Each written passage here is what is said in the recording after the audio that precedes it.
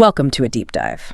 We're here to cut through some of that noise, the usual advice, and give you real strategies for becoming a more fluent, confident, natural English speaker. Exactly. This isn't about just study more. It's about actual practical things you can do every day. Things to get you from feeling, stuck and silent to sounding pretty smooth and self-assured. Yeah, and we want to unpack how you can really improve those speaking skills. This is for anyone who's serious, who wants to see real, tangible progress. We're moving beyond just the theory. Right. We want to give you not just what to do, but also a solid grasp on why these methods actually work, why they're effective. Okay, so let's start with the big one, the core challenge. Why does speaking English often feel like, the hardest part?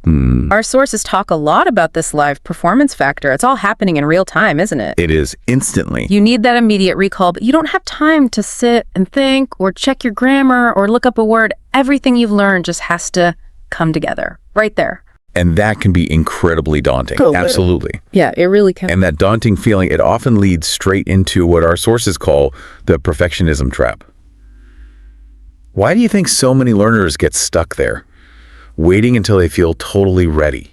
That's a great question. I think it loops back to that live performance anxiety, doesn't it? And there's this extra layer of public vulnerability. Speaking kind of reveals your level out loud publicly. And there's this idea, this misconception really, that people are constantly judging you. Right, listening for every little mistake. Exactly. But the sources really hammer this home. That day you feel perfectly ready, it never actually comes. It doesn't. So you end up just learning and learning without ever really using it, which is totally counterproductive, obviously. Precisely. And the liberating truth, the thing that really comes through in the material, is powerful. Speaking doesn't need perfection. It just needs practice. Simple as that, huh? Well, simple to say, but yeah, mistakes aren't failures. They are actually the real path to fluency. They're just, small steps forward. I like that. Small steps forward. There's a powerful mantra that kind of echoes through the sources. I don't need to be perfect to speak. I need to speak to become excellent. It's a huge mindset shift. It really is. And that shift, it leads us right into this next big idea. Speaking isn't just something you know in your head. It's fundamentally something you do. It's a skill. Absolutely. It's about execution. It's physical. Think about learning to drive. You can read all the books, watch all the videos, memorize every single traffic rule. Right. Know the theory inside out. Exactly. But you only really learn by actually getting in the car, starting the engine, and, practicing, driving. Yeah. Stalling it a few times. Probably. Our sources use that exact analogy. Speaking is an active physical skill. That makes so much sense. It really highlights the physical part, which I think a lot of us just overlook. The material explains you actually need to train your vocal instrument, like your mouth muscles, how you position your tongue and jaw, controlling your breath, even intonation and rhythm. All physical actions. It's not just your brain learning, it's about making your mouth more fluent. And that comes from consistent physical practice. Repetition. Indeed. It's the doing that builds that muscle memory, not just the knowing. Which brings us nicely to the first really practical technique the sources highlight. Okay, so if speaking is physical, how do we train that instrument?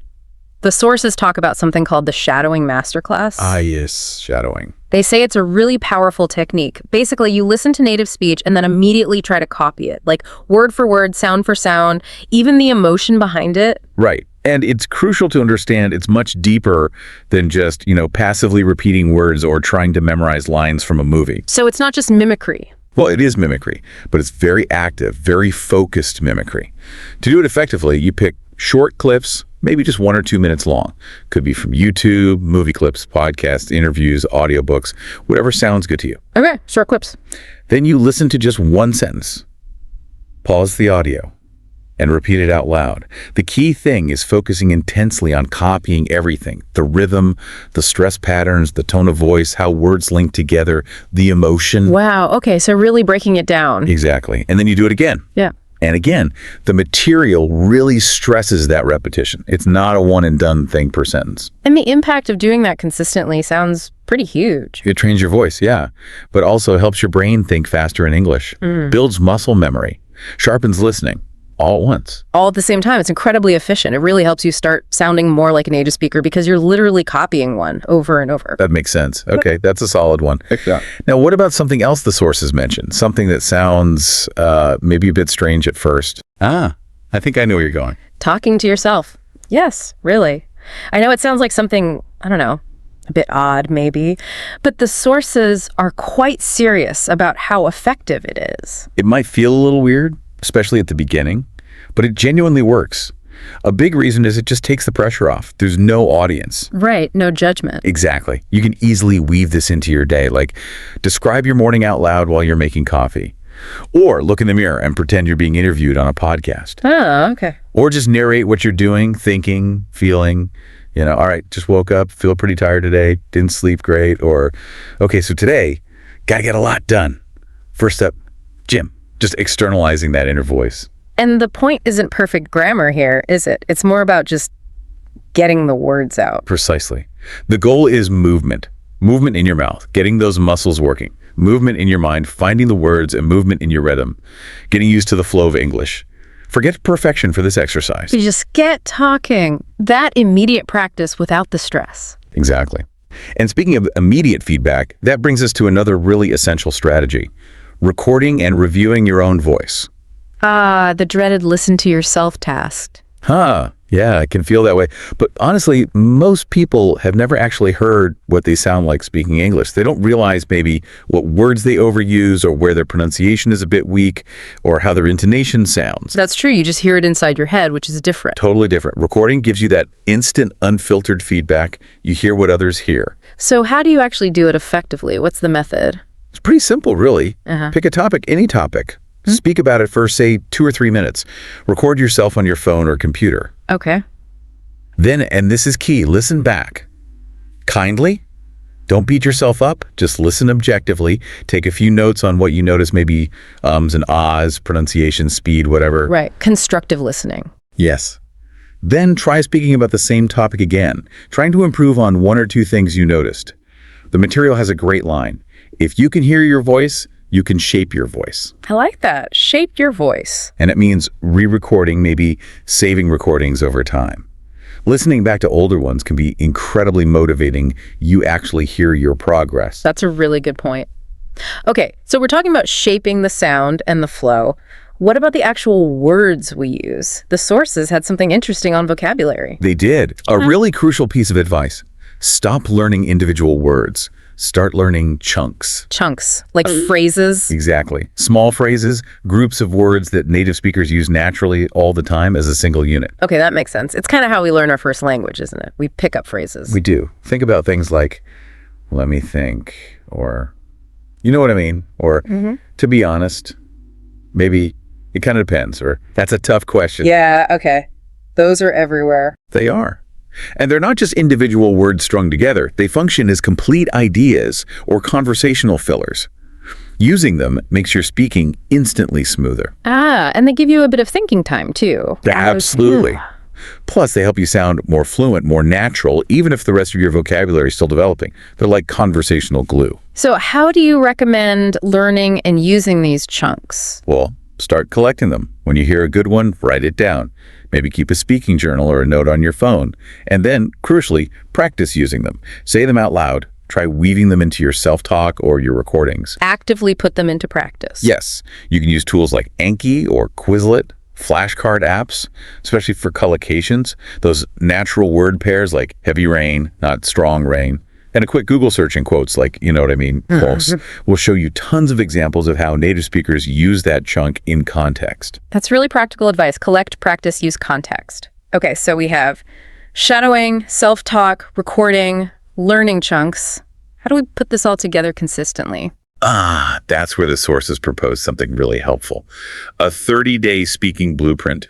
A blueprint, okay, like a structured plan. Exactly. A structured routine designed to build that all-important, consistent habit. And it's designed to be doable, even if you're busy. It's about creating a system, not just hoping for the best. I like the sound of a system. What does it look like? Well, it breaks it down week by week. Week 1 is all about building comfort. Just 5 minutes a day of self-talk, 5 minutes a day of shadowing. And record your voice just once for maybe 2 minutes just to get a baseline. Okay, manageable start. Then, week 2, you increase the complexity a bit, maybe 10 minutes a day of shadowing, or switch it up with monologues just talking on a topic. Add 5 minutes of spontaneous speaking, just talk about anything that comes to mind. And aim to learn, say, 3 to 5 new native speaking phrases or chunks each day. Really practice the facial expressions and tone that go with them too. Right, bringing in the chunks and focusing on delivery. Then what? Week 3 is where you really ramp up the feedback loop. Record yourself maybe every other day now. Watch one native conversation video daily, like an interview or a casual chat on YouTube. Try writing a short summary, then speak it out loud. Oh, interesting. Combining skills. Yeah. And try to have maybe 3 conversation sessions this week, perhaps with an online partner or a tutor. Take notes on feedback you get, and definitely rewatch your own recordings from the week. Okay, getting more interactive. And the final week. Week 4 is about going live and consolidating everything. Find that language partner or tutor if you haven't already. Aim to speak with them for maybe 15-20 minutes twice this week. Try simulating real-life scenarios, ordering food, a job interview, giving a short presentation on a topic. Putting it into practice in realistic ways. Exactly. And after each session, reflect. What went well? What felt hard? And really importantly, celebrate your wins. Acknowledge the progress you've made. That's a solid plan. It builds gradually. It does. And it all comes back to that core principle from the sources.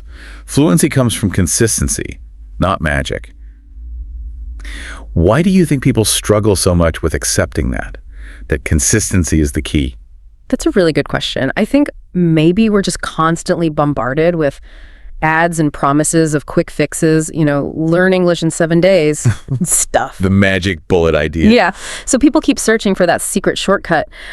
But language learning, it's like getting good at a sport or playing an instrument, isn't it? It's about those small, consistent efforts adding up over time. There's no single trick, just that steady buildup of practice. Well said. It's the compound effect of daily action. And while all that solo practice, the shadowing, the self-talk, recording is super powerful, speaking is ultimately a social skill, right? Fundamentally. The sources emphasize you don't need hundreds of friends to practice with. You just need one person who will speak with you. Just one regular partner can make a huge difference. Which, of course, raises the big question. Where do you actually find that person? Yeah, where? Well, there are loads of options now.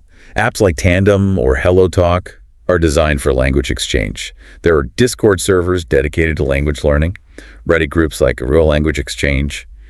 You could check Meetup for online conversation events, maybe even find an English cafe in your city if things are open. Okay, lots of places to look. And then there are platforms like italki, where you can find paid tutors for more structured lessons, or Speaky for more casual chat partners.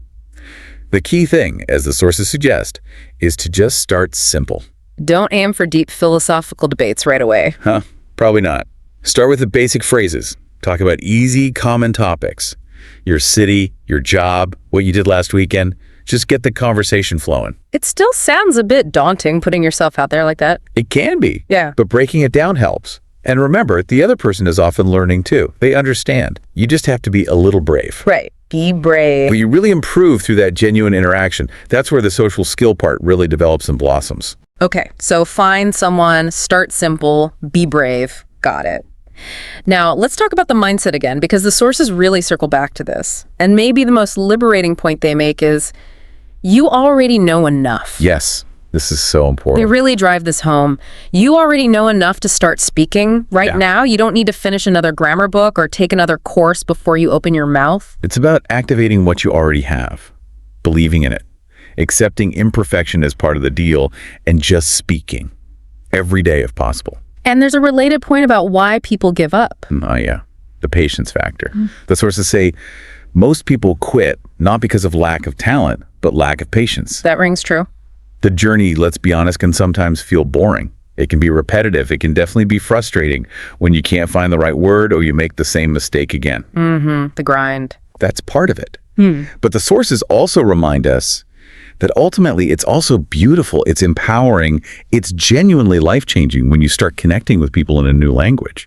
So you have this dual nature, the grind and the incredible reward. And that connects back to confidence, doesn't it? It's not something you wait to have before you speak. Exactly. Confidence is something you build by the act of speaking itself.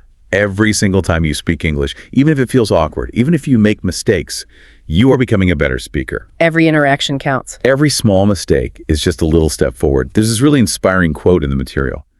The person who speaks badly for 6 months becomes the person who speaks beautifully after 1 year. I love that. It reframes the struggle as necessary progress. It does. So the big message is, don't wait for perfect conditions. Don't wait until you feel 100% ready. Just speak anyway. Speak. Anyway, okay. So wrapping this up, your mission, if you choose to accept it, is clear. Commit to speaking English every day for the next 30 days. Even if it's just for 5 minutes, even if it's just talking to yourself in the mirror.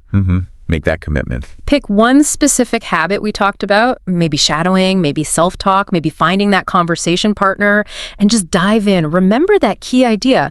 You don't need perfect English, you'll need active English. Active English, that's the goal. So here's a final thought for your own deep dive, something to mull over.